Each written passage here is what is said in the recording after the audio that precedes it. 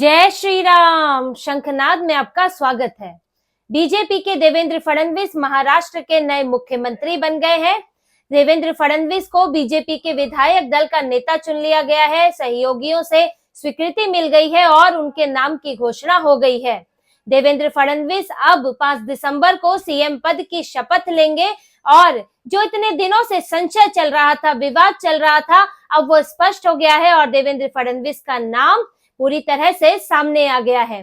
और बीजेपी ने इस बीच जो चुनाव के नतीजों के बाद से लेकर अब तक स्थितियां थी, जिस तरह से अलग अलग बयान आ रहे थे, उस बीच जिस तरह से अपना सख्त रुख अपनाए रखा, अपने फैसले पर डटी रही, उसी का नतीजा है कि आज फडणवीस का नाम सबकी स्वीकृति के साथ सामने है और कोई और नाम के लिए शायद ये सहमति नहीं बन पाती, क्योंकि जहां अजीत पवार अपना राग अलाप रहे थे, शिंदे अपना अलाप रहे थे और बीजेपी के नेताओं को भी इस बार फडणवीस के ही मुख्यमंत्री बनने की उम्मीद थी, वहां भी जबरदस्त विद्रोह की स्थिति बन सकती थी। लेकिन बीजेपी के बड़े नेता अपने रुख पर कायम रहे और शिंदे और पवार को नेगोशिएशन में रोका, उनके सामने उनकी स्थिति उन्हें बताई और बीजेपी एक बड़ी पार्टी के तौर पर उभरी और उसी तरह से अपना दावा किया, जिससे कि आज स्पष्टता के साथ महाराष्ट्र को एक मजबूत सरकार और एक मुख्यमंत्री के तौर पर देवेंद्र फडणवीस मिले हैं। और क्योंकि जो इस बीच में कोशिश तो पूरी की गई थी, जिस तरह से शिंदे की तरफ से भी व्यवहार हुआ और अजीत पवार ने भी, उन्होंने मुख्यमंत्री पद को लेकर तो नहीं, लेकिन कैबिनेट के मंत्रियों को लेकर उन्होंने भी दावा ठोका था। वो भी दिल्ली पहुंचे थे, अमित शाह से मिलना चाहते थे, क्योंकि जैसे ही जो शिंदे पहले अपने गांव में गए, बीमार भी हुए, फिर मुंबई आए, अस्पताल में भी एडमिट हुए, उसके बाद आकर उन्होंने फिर देवेंद्र फडणवीस से मुलाकात की और पूरी तरह से अपनी सहमति दी। लेकिन इस बीच अजीत पवार दिल्ली निकल गए अमित शाह से मिलने के लिए, क्योंकि वो मंत्रालयों को लेकर नेगोशिएट करना चाहते थे। अब वो ये चाहते थे कि उनको शिंदे के बराबर का दर्जा मिले, यानी शिवसेना के बराबर का दर्जा मिले। लेकिन यहाँ पर अमित शाह ने उनसे मिलने से इनकार कर दिया, उन्हें समय ही नहीं दिया ताकि फिर से कोई नया विवाद खड़ा ना हो, और एक तरह से बता दिया कि अब जो तय हो गया है वही फाइनल होगा। और इस तरह से मंत्री पद भी तय हो चुके हैं। बीजेपी अपने पास करीब 21-22 मंत्रालय रखने वाली है, शिंदे के पास 12 मंत्रालय रहेंगे और अजीत पवार को 10 मंत्रालय दिए जा रहे हैं। और बीजेपी की तरफ से फुल स्टॉप लग गया है कि अब बातचीत नहीं होगी। और ये जो व्यवहार है ये शुरू से रहा है। जो पहली बैठक चुनाव के नतीजों के बाद हुई थी, उसमें ही ये स्पष्ट बता दिया गया था कि देवेंद्र फडणवीस ही मुख्यमंत्री होंगे और उन्हें ही आगे चुना जाना है। लेकिन जिस पर शिंदे की तरफ से उन्होंने कोई खुलकर बयान तो नहीं दिया, लेकिन शिवसेना के जो नेता हैं वो बड़बोलापन दिखाने लगे, तरह तरह के बयान देने लगे कि शिंदे को ही मुख्यमंत्री होना चाहिए, उनके नेतृत्व में चुनाव लड़ा गया है, जनता उन्हें ही चाहती है, वरना बीजेपी अपना अकेली सरकार बना ले। क्या क्या बयान देने लगे उनके प्रवक्ता से लेकर दूसरे नेता। शिंदे अपनी तरफ से कह रहे थे कि वो लाडला भाई बनना चाहते हैं, लेकिन जैसे ही दिल्ली में अमित शाह के साथ बैठक हुई, वहां पर जब उनको वहां पर स्पष्टता कह दिया गया कि ये सब बयानबाजी का कोई असर नहीं होगा, यहाँ एक नाम चुन लिया गया है और वही नाम तय होगा। आप मंत्रालयों पर चर्चा कीजिए, उसमें नेगोशिएट हो सकता है, लेकिन सीएम के नाम पर सहमति नहीं जो बनानी है वो देवेंद्र फडणवीस के नाम पर ही बनेगी, क्योंकि एक बार भाजपा ने त्याग किया है। आपको जरूरत थी, जब हिंदुत्ववादी संगठनों को एक साथ आने की जरूरत थी, तो तब आगे आपको बढ़ाया गया, आपको वो सम्मान दिया गया, वो मुख्यमंत्री पद दिया गया, जिसकी उम्मीद आप उद्धव ठाकरे के साथ रहते कभी नहीं कर सकते थे, क्योंकि उद्धव ठाकरे, उनके बाद आदित्य ठाकरे, फिर आदित्य ठाकरे के बच्चे वहां पर सीएम के लिए दावेदारी करेंगे, तो एकनाथ शिंदे तो सीएम बनने की सोच ही नहीं सकते थे। उनको यहाँ पर बीजेपी ने इस स्तर का सम्मान दिया 105 सीटें होने के बावजूद भी। अब यहाँ पर शिवसेना की बारी थी कि वो त्याग करे और उन्हें ये बात साफ तौर पर समझा दी गई। इसके बाद एकनाथ शिंदे अपने गांव निकल गए, उनके नाराज होने की बात होने लगी, फिर वो बीमार हो गए। लेकिन इस बीच जो भी बातचीत हुई, चाहे वो फोन पर हुई, चाहे उनके दूसरे नेताओं के साथ मिलकर हुई, उसमें बीजेपी अपने रुख से पीछे नहीं हटी। और ये अजीत पवार, उसके बाद अजीत पवार जागे थे मंत्रालयों को लेकर, वो भी जिद कर रहे थे, लेकिन जैसा कि आपको बताया उन्हें भी साफ संकेत दे दिया गया है। देखिए, बीजेपी ने इस पूरे प्रकरण में कांग्रेस बनने से इनकार कर दिया है। जिस तरह से कांग्रेस हर जगह क्षेत्रीय दलों के साथ बैकफुट पर नजर आती है, अपने पास कम से कम सीटें रखती है, गिड़गिड़ाती रहती है, ममता बनर्जी के साथ गठबंधन के लिए गिड़गिड़ा रही थी, वो 2 सीटें दे रही थी। बिहार में गठबंधन हो तो मुश्किल से कुछ सीटें मिल जाती है। और अगर सपा के साथ बात करें तो उपचुनाव भी नहीं लड़ पाई कांग्रेस, क्योंकि सपा नहीं चाहती थी। तो कांग्रेस जो है पूरी तरह से खत्म होती जा रही है दूसरी जगहों से, सिर्फ इसी कारण क्योंकि उसने अपनी हैसियत कम कर दी है। अभी वो केजरीवाल जैसे व्यक्ति के साथ, जो कि कांग्रेस को हराकर, कांग्रेस को दिल्ली से खत्म करके ही सत्ता में आया था, उनको ही सपोर्ट करने के लिए पिछले चुनाव में चुनाव नहीं लड़ा ठीक से, उम्मीदवार भी ठीक से नहीं उतारे और चुनावी मैदान में साइलेंट हो गई। कांग्रेस का ये हाल है और इस तरह से वो अपने आप को जगह जगह से खत्म करती चली गई और अब परजीवी पार्टी बन गई है। लेकिन बीजेपी ने बैकफुट पर आने से इनकार कर दिया, क्योंकि बीजेपी सिर्फ महाराष्ट्र में नहीं है, उसे दूसरी जगह भी देखना है। जहां दूसरी जगह गठबंधन में है वहां भी उस पर इसी तरह से जब दबाव होने वाला है, जैसे कि नीतीश कुमार को लेकर महाराष्ट्र में कहा जा रहा था, तो फिर कल को शिंदे को लेकर दूसरी जगह भी कहा जाता कि यहाँ बीजेपी एक जगह बैकफुट पर आई तो दूसरी जगह भी बैकफुट पर आना चाहिए।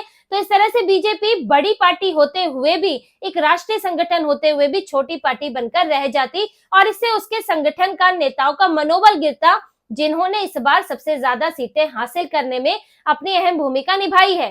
तो इसलिए साफ संकेत क्या, साफ साफ बोल दिया गया कि अब मुख्यमंत्री का नाम नहीं बदलेगा। वहीं देखिए शिंदे जो इतने दिनों से एक तरह से नाराजगी दिखा रहे हैं, बार बार कोशिश कर रहे हैं कि मुख्यमंत्री पद ना मिले, लेकिन डिप्टी सीएम मैं नहीं बनूंगा, इसमें जो है असम्मान होगा, और एक बार सीएम बनके तो उनको भी देवेंद्र फडणवीस याद दिला दिए गए कि देवेंद्र फडणवीस मुख्यमंत्री बनने के बाद उनके नीचे डिप्टी सीएम बने थे, जबकि शिंदे क्या थे, वो एक मंत्री थे और उसे सीधे मुख्यमंत्री बन गए थे। और साथ ही देखिए शिंदे को यह भी याद दिलाया गया कि उनकी पार्टी में, शिवसेना में 14 ऐसे विधायक हैं जो बीजेपी समर्थित हैं, जिन्हें बीजेपी के समर्थन से टिकट दिया गया है, बीजेपी की सीटों पर जीते हैं वहां पर, क्योंकि वहां शिवसेना को टिकट देना था, गठबंधन में 81 टिकट उनको दिए हैं, लेकिन वहां बीजेपी के वोट से वो लोग जीते हैं। और 6 विधायक तो ऐसे हैं जो बीजेपी की ही हैं, जिन्होंने यहाँ शिवसेना में जाकर चुनाव लड़ा था,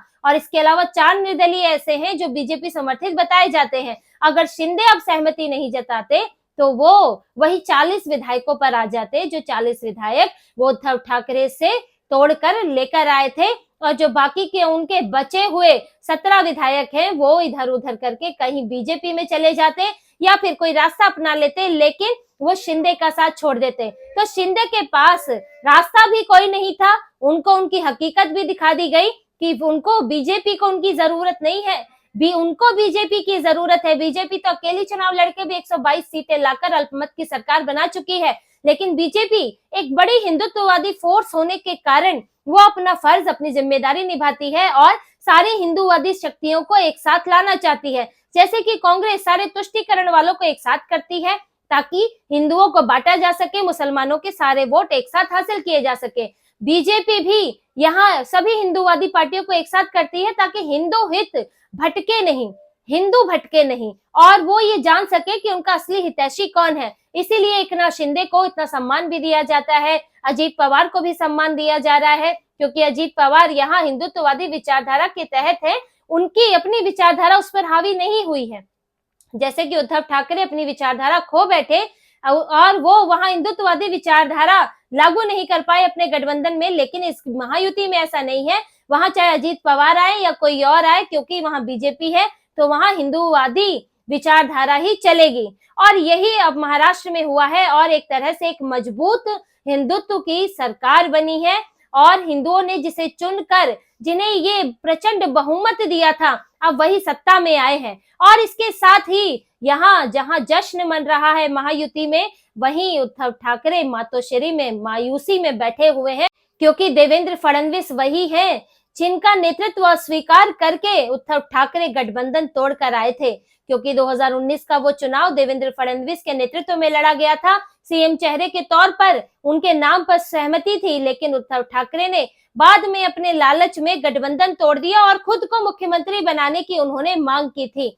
और देवेंद्र फडणवीस जो उस वक्त मुख्यमंत्री बनने जा रहे थे, बीजेपी जो है 105 सीटें लाई थी, सत्ता में आने वाली थी, लेकिन उद्धव ठाकरे भागकर, धोखा देकर, गद्दारी करके महाविकास आघाड़ी यानी कि कांग्रेस और एनसीपी की गोद में जाकर बैठ गए। लेकिन आज वही देवेंद्र फडणवीस फिर से मुख्यमंत्री बने हैं और उद्धव ठाकरे महाराष्ट्र की राजनीति से गायब हो गए हैं। तो ये सीधे सीधे उद्धव ठाकरे पर चोट लगी है, क्योंकि यहाँ शिंदे का मुख्यमंत्री बनना उन्हें इतना नहीं अखर था, लेकिन उनको फडणवीस का मुख्यमंत्री बनना अखर रहा है, क्योंकि बात चक्र वही घूम कर आ गया है कि उन्होंने ही देवेंद्र फडणवीस को नीचा दिखाने की, उन पर ही पार्टी तोड़ने की, यानी कि शिवसेना को यहाँ तक कि छोटा भाई बनाने की, खत्म करने का आरोप उन पर लगाया था। लेकिन आज वही हिंदुओं के सपोर्ट से, हिंदुत्व की विचारधारा के साथ आज सत्ता में बैठे हैं। तो उद्धव ठाकरे परेशान है, क्योंकि उनके पास तो अब कोई विचारधारा ही नहीं बची। उनके जो विधायक हैं, कॉर्पोरेटर्स हैं, सांसद हैं,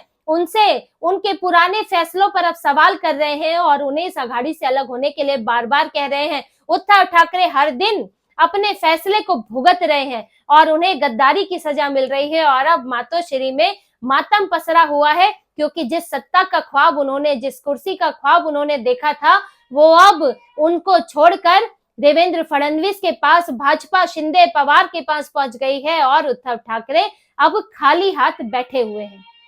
तो इसी तरह की और खबरें और विश्लेषण आपके लिए लाते रहेंगे। हमसे जुड़े रहिए, सब्सक्राइब कीजिए, कमेंट कीजिए। बहुत बहुत धन्यवाद।